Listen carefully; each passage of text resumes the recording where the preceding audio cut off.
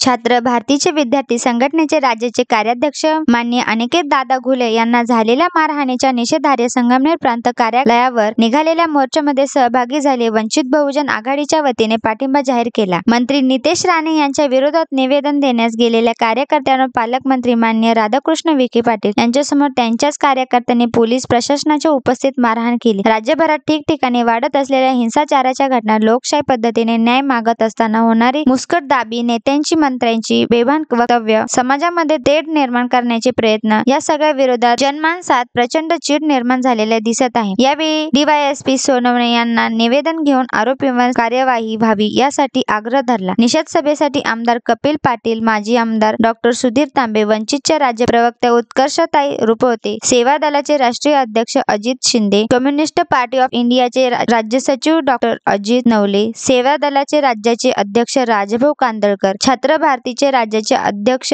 Rohit Dhale, Rajabhau अवसक, N रंजनाताई गवांदे, Sitaram Raut, doctor सागर भालेराव, दत्ता ढगे, रजत अवसक, विद्यार्थी सहकारी मोठ्या संख्येने उपस्थित होते।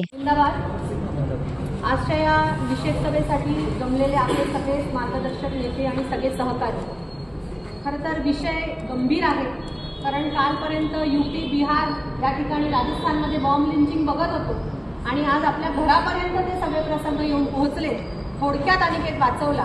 जर त्या गुंडांनी थांबवलं नसतं तर कदाचित तो आता हॉस्पिटलमध्ये असला असता।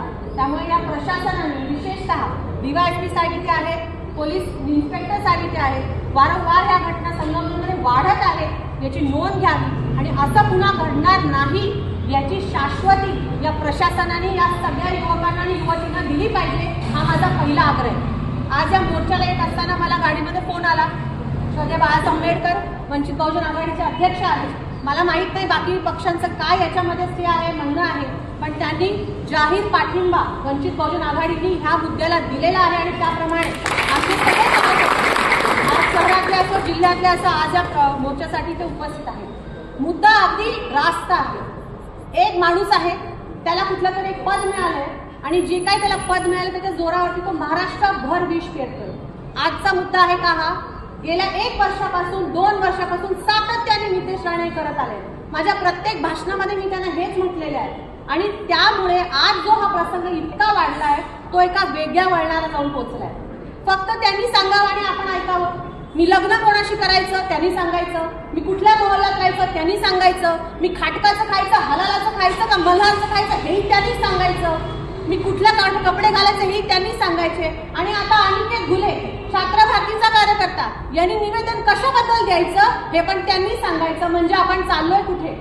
तो छात्र भारतीचा कार्यकर्ता आहे, तो जे निवेदन देत होता ते अगदी रास्त होतं, त्याच्याबद्दलही जर लोक आज बोलायला लागले की बाबा निवेदन तुम्ही कुठलं द्यायचं आणि देतोय कोणाला, आम्ही काय कुठल्या ठेकेदाराकडे गेलो का? जिल्ह्याच्या पालकमंत्र्यांकडे सरकारने नियुक्त केलेल्या पालकमंत्र्यांकडे आम्ही आमचं निवेदन द्यायला गेलो, याच्या आधी अनेक वेळा गेलो। ते सगळे विषय का पालकमंत्र्यांच्या अखत्यारीतले होते का? यांचं म्हणणं की तुम्ही त्यांच्याकडे कशाला गेले, तुम्ही गव्हर्नरकडे जा। आता तेही तुम्हीच आम्हाला सांगा, म्हणजे या लोकशाहीमध्ये कोणी काय करायचं ही लोकशाही आहे विसरून आम्ही सांगू तो कायदा, ही जी एक व्यवस्था सध्या सगळीकडे सुरू आहे आणि हळूहळू आपल्या संगमनेरमध्ये झिरकते, याचा आपण सगळ्यांनी निषेधच करायला पाहिजे। जे आमदार तिथे होते मला खूप दुःख वाटलं। राजकीय आपला मतभेद असू शकतो, पण आनंद हा झाला की युवक आणि आमदार असा झाला की तो पण अशा चळवळीतूनच पुढे गेलाय। सगळ्यांच्या दारामध्ये जाऊन आंदोलन करणं, अशा प्रकारची निवेदनं दिलं, हे का आमदारांनी केलं नव्हतं का?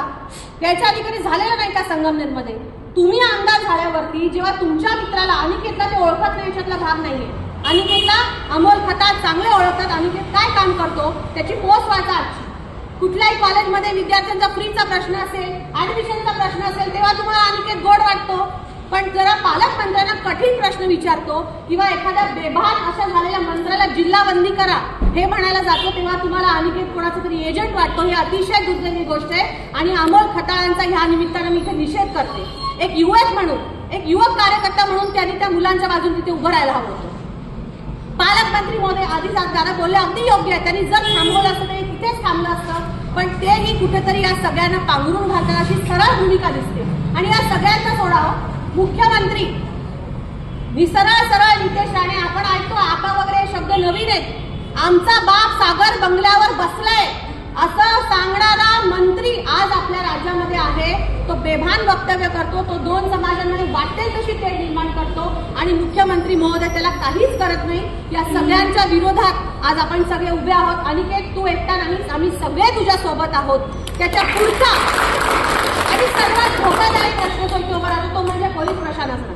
खरंच मला दुःख वाटतं, राज्य महिला आयोगाचे सदस्य म्हणून असं एक कार्यकर्ता म्हणून अनेकदा आम्ही पोलिसांशी भिडलो, पण असा प्रसंग कधी आला नाही की तुम्हालाच आम्हाला कुठेतरी आरोपीच्या कटघऱ्यात उभं करावं लागतं की तुम्ही फिर्यादच घेत नाही.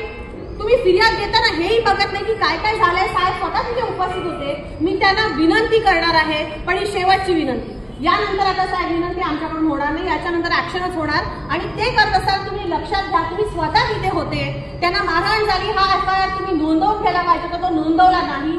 आता विचारल्यानंतर आम्हाला अशी माहिती मिळते की ऑनलाईन FIR त्यांनी तिथे नोंदवलाय, पण पुढची जी प्रक्रिया आहे ती अजून झालेली नाही.